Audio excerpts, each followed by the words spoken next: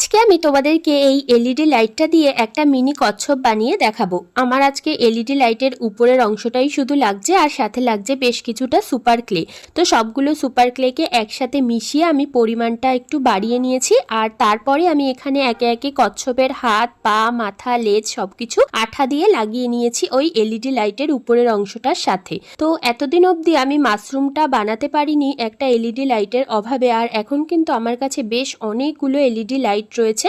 So তোমাদের কাছে যদি কোনো আইডিয়া থাকে এগুলো দিয়ে কি কি আর বানানো যায় অবশ্যই আমাকে কমেন্টে জানিও। তো ক্লেটা একটু শুকিয়ে যাওয়ার পরে এটাকে আমি কালার করে নিয়েছি। আর জানো তো, প্রথমে আমি ভেবেছিলাম এটাতে পিঙ্ক কালার করব, মানে একটু অন্যরকম কচ্ছপ বানানোর ইচ্ছে ছিল, কিন্তু পরে গিয়ে ভাবলাম যে না থাক, দরকার নেই, গ্রিন কালারটাই বানিয়ে দেখি এর ফাইনাল লুকটা কেমন আসে।